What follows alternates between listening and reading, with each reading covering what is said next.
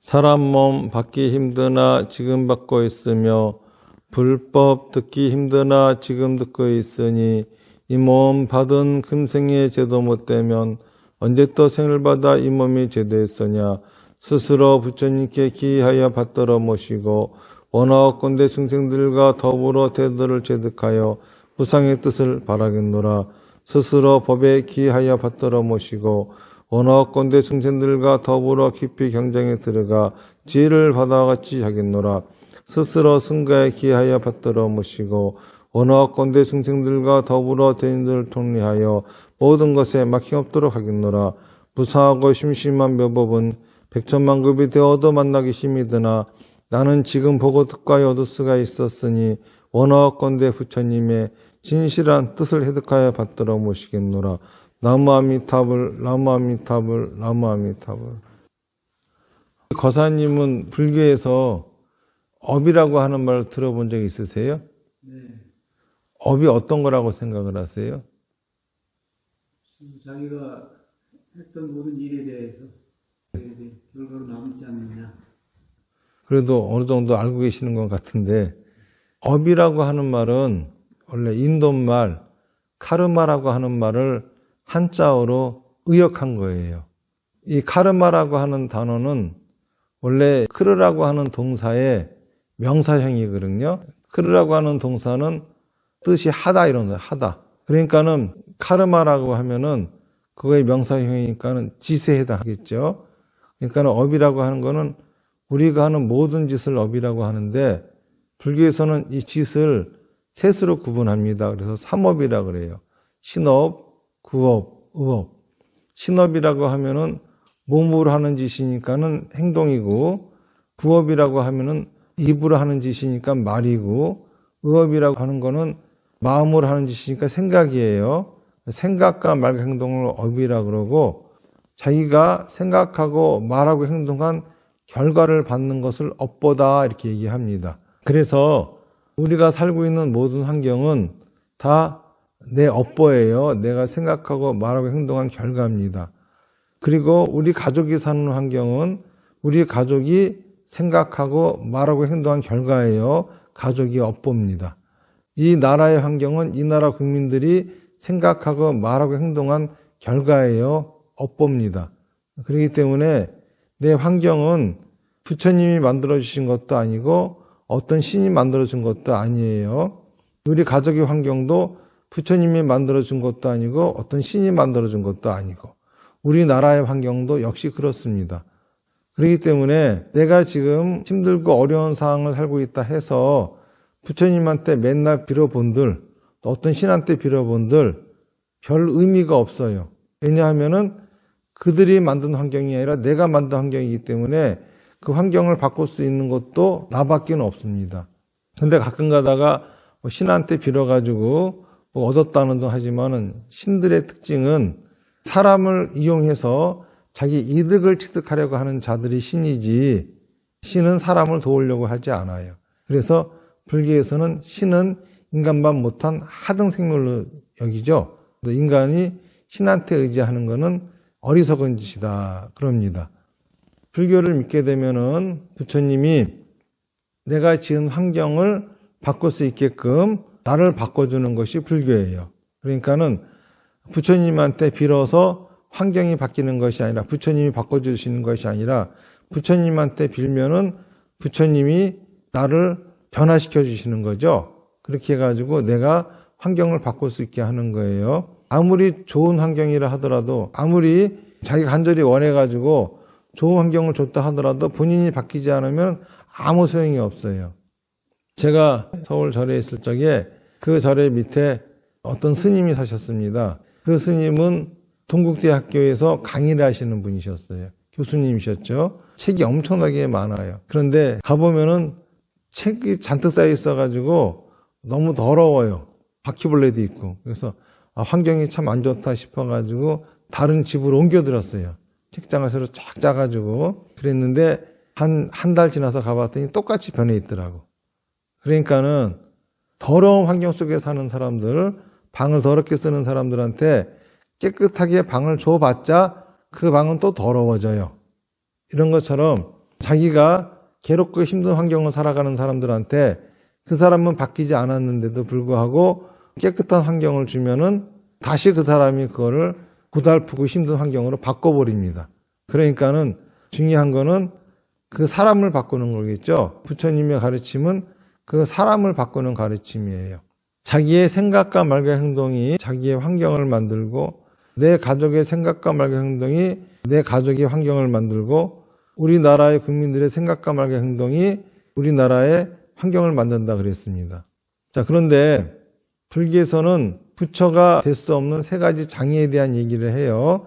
첫 번째가 번뇌장이고 두 번째가 보장이고 세 번째가 업장이에요. 번뇌장이라고 하는 거는 번뇌라고 하는 건 괴로움의 근원이거든요. 번뇌로 인해서 장애가 생긴 것을 번뇌장이라 그래요.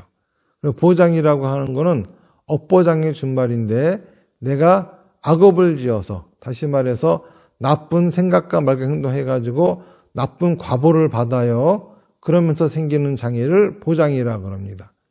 업장은 뭐냐 하면은 생각과 말과 행동이 장애가 생긴 것이 업장이에요. 나는 선업을 짓겠다고 지었는데 그 결과가 악업이 되어가지고 고통을 받는 환경을 살아가게 하는 거. 이게 바로 업장이 되는 거죠. 그래서 내 생각과 말과 행동에 장애가 생기면은 아무리 내가 열심히 노력을 해도 원하는 결과를 얻을 수가 없어요.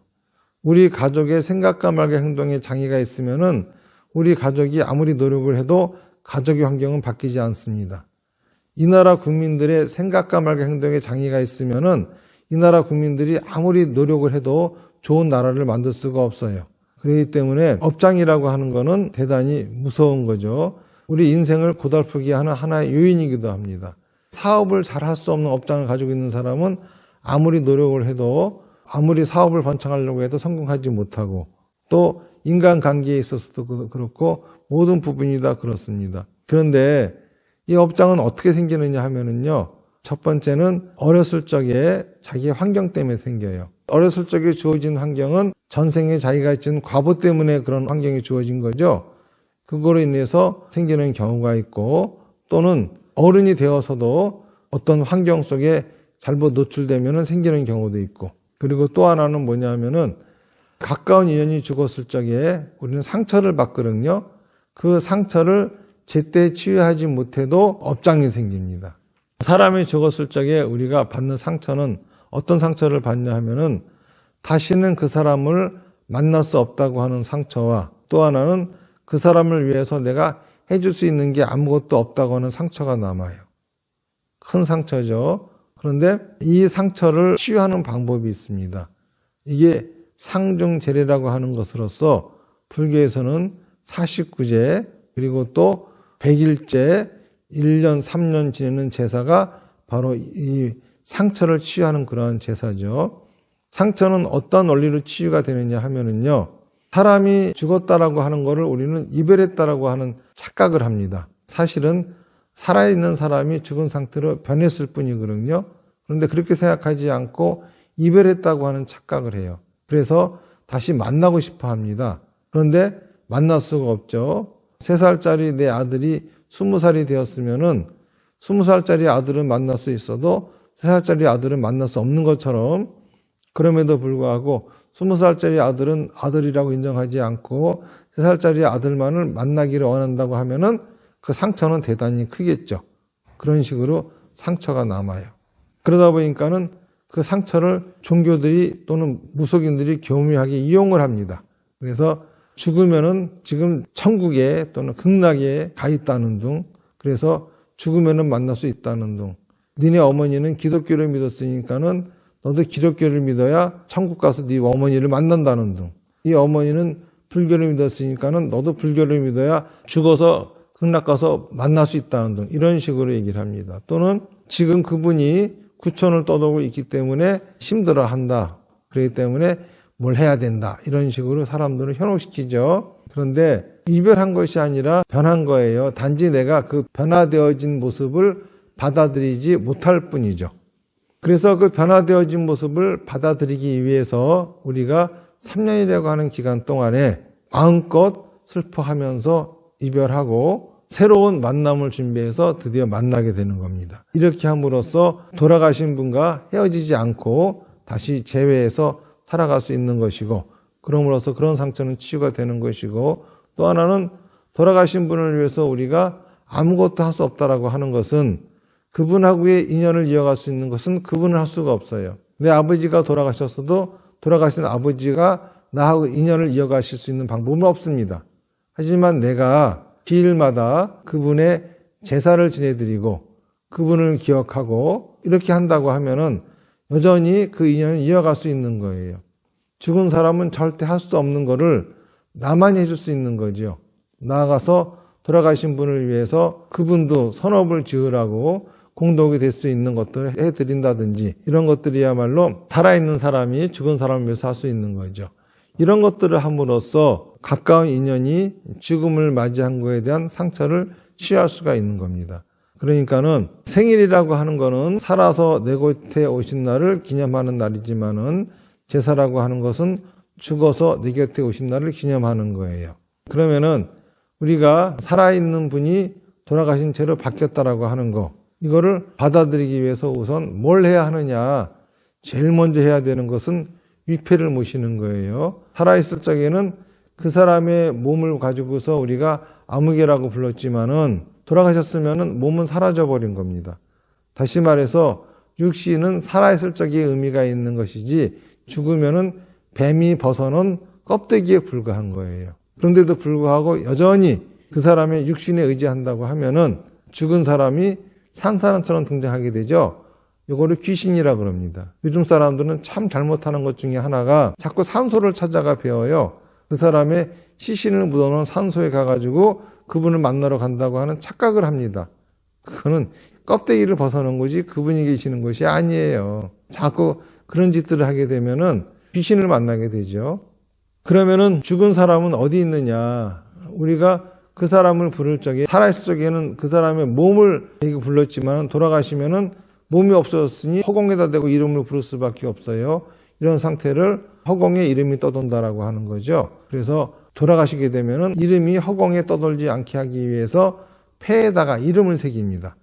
그래서 모시는 거예요. 이걸 위패라 그래요. 이거는 귀신도 아니고 영가도 아니고 그런 거 아니에요. 단지 그분의 몸을 만들어 드림으로써 상태가 변화되었음을 내가 인정을 하고 받아들이려고 하는 그러한 표현인 것이지, 귀신도 아니고 영가도 아니고 그런 거 아닙니다. 그런데 이름을 폐에다 새겨서 모셨으면은 집이 있어야 되겠죠. 그래서 사당을 지어드리는 거예요. 불교 신자들은 사당이 절이죠. 옛날부터 집도 절도 없단 말이 있어요. 그거는 집은 살아서 머무는 것이고 절은 죽어서 머무는 것이기 때문에 살아서도 죽어서도 집이 없다, 그런 소리가 되는 겁니다. 참 처량한 신세라고 하는 거죠. 그래서 먼저 가까운 인연이 돌아가시면은 우리가 제일 먼저 해야 될 게 49제, 100일째, 1년, 3년 제사를 지내야 되는 것이 제일 먼저 해야 할 일이요. 두 번째로는 위패를 모시는 일이에요. 그리고 기일에는 제사를 지내는 거죠. 우리가 생일을 할 적에는 만약에 아버님의 생일인데 생일을 아버님은 다른 데 있는데 자기 혼자 생일잔치를 해. 이게 생일잔치 하는 겁니까? 아니죠. 멍청한 짓이죠. 똑같이 아버님의 제삿날이야. 그런데 아버님은 지금 절에 계셔. 근데 집에서 자기가 제사 지낸다고 하면은 그게 제사가 되는 거예요. 멍청한 소리죠. 마치 생일잔치를 주인공도 없는데 지들끼리 하는 생일잔치하고 뭐가 다릅니까? 그렇게 하면 안 되는 거죠. 옛날에 집에 지냈던 이유는 집에 사당이 있었기 때문에 집에 지낸 것이지. 그리고 원래 사당이 없으면 제사를 못 지내는 거예요. 6.25 때 양반집 사당이 없어지니까는 양반들이 땅을 치면서 하는 말이 이제 제사는 어찌할꼬 하면서 웁니다. 그런데 요즘은 사당도 없으면서 제사를 지낸다 그래요. 이거 참 웃기는 소리죠. 간단히 말하면은 부모님은 떠돌아다니는데 생일은 챙겨드려. 이런 멍청한 바보들이 어디 있습니까? 그런 것처럼 먼저 위패를 모시고 사당을 지어드린 다음에 사당에 가서 제사를 지내는 거예요. 근데 차례는 좀 다릅니다. 차례는 본래 동이 트고 나서 지내죠. 차례는 인사하는 예법이에요. 인사라고 하는 거는 하는 거지 받는 게 아니기 때문에 새해에 인사 올리는 거는 조상님이 계시든지 말든지 상관이 없어요. 멀리서도 세배를 올리면 되는 거야. 다시 말해서 내가 부모님하고 멀리 떨어져 산다. 나는 지금 미국에 있고 부모님 한국에 있다. 그러면은 새해에 멀리서 절을 올리면서 세배를 올리면 되는 거거든요. 이게 본래 세배의 의미예요. 그렇기 때문에 차례라고 하는 거는 인사하는 예법이에요. 이거를 약식 제사라고 하는데, 이거는 제사는 제사지만은 왜 약식이냐 하면은 그냥 인사 올리는 거고 찾아가 뵙는 건 아니기 때문에. 그래서 차례는 자기 각자 있는 데서 지내면 되는 거예요. 그리고 설에는 떡국만 놓으면 되고 추석에는 송편만 놓으면 되는 거고, 그리고 위패가 아니라 지방을 써서 지내면 되는 거고, 이때는 지방 한 장에다가도 조상 이름을 다 적어도 상관이 없어요. 하지만 위패 하나에다가 이 사람 저 사람 이름 적는 건 말도 안 되는 거죠. 요즘은 어떤 절들에서 영구위패를 모신다고 하면서 위패 하나에다가 아버지, 어머니, 할아버지 다 집어넣어요. 이거 참 무식한 짓이죠. 지방 쓸 때나 그러는 거지 위패에는 그렇지 않아요. 어떻게 몸 하나에 여러 사람 이름이 들어갑니까? 말이 됩니까? 위패 하나가 몸인데. 이렇게 함으로써 가까운 인연이 죽었음으로 인해 가지고 받는 상처, 그거를 치유할 수 있는 것이고, 그러면서 그거로 인해 생기는 업장을 없앨 수가 있어요. 그런데 아무리 무당이 뭐라고 한다고 하고 해가지고 영가천도 한다고 하고 이런 거 해봤자 그 상처는 치유가 안 됩니다. 그 상처는 점점 더 깊어질 수밖에 없어요. 그러니까는 마치 목마른 사람이 소금을 마시듯이 영가천도 한 번 한 사람은 또 하고 또 하고 자꾸 또 합니다. 못 천도가 그렇게 잘 안 돼. 천도가 아니라 그거는 살아있는 사람이 입은 상처로 인해 가지고 그 상처가 점점 깊어져 가지고 자기가 하는 사업에도 지장을 주고 가족관계에도 지장을 주고 인간관계에도 지장을 주고 여러 가지 문제를 일으키는 것 뿐이지 상처가 일으키는 것이지 귀신 장난이 아니에요. 그러니까는 우리는 이렇게 영구위패를 모시고서 기일마다 절에 오셔가지고 제사를 지내고 기념하고 이렇게 하면은 그런 상처가 설사 있다 하더라도 다 치유가 될 거라고 생각을 합니다. 질문하세요. 법문 듣다가 갑자기 떠올랐는데요. 아까 스님께서 사람이 죽으면 그 육신은 뱀 허물과 같다고 말씀하셨는데 산소나 나골당을 왜 하며 거기에는 돌아보는 어떤 의미가 있을까요? 사실 불교적에서 보면은 산소나 낙골당은 별 큰 의미가 없어요. 그래서 불교에서는 본래 장례식이 화장, 조장, 수장, 풍장 이런 장례식이 있어요. 화장이라고 하는 거는 불로 태우는 거고, 그래서 그 유골을 강에다 뿌려버리죠. 이게 버려버리는 거고, 조장이라고 하는 거는 새의 먹이가 되어주는 거예요. 그래서 시신을 내다놓으면 새가 깔끔하게 다 먹어버리죠. 풍장은 그냥 짐승들의 먹이가 되게끔 그냥 밖에다 버려두는 거고, 수장은 물고기 밥이 되게 하는 거고, 이런 식으로 나도 살아 생전에 다른 짐승들의 시신을 먹고 살았잖아요. 그리고 자기는 죽으면서 그것도 안 주겠다고 그럴 것이 아니라 나도 다른 짐승들의 먹이가 되어주는 거. 이게 불교에서 원래 장례법이죠. 그리고 시신을 묻어두는 풍습은 유교식의 풍습이에요. 그 사람들은 모든 것이 음양으로 이루어졌다고 해가지고 육신이 있고 혼백이 있고 혼은 하늘로 흩어 없어지는 거고 양의 기운이기 때문에 백은 육신을 만들고 시신이 다 흩어져서 없어져야 백도 사라진다 하기 때문에 그들의 일생은 어머니 뱃속으로부터 시작이 돼가지고 무덤 속에서 시신이 다 썩어 없어질 때까지 일생이에요. 그러니까 아직 죽었다고 인정 안 하는 거죠.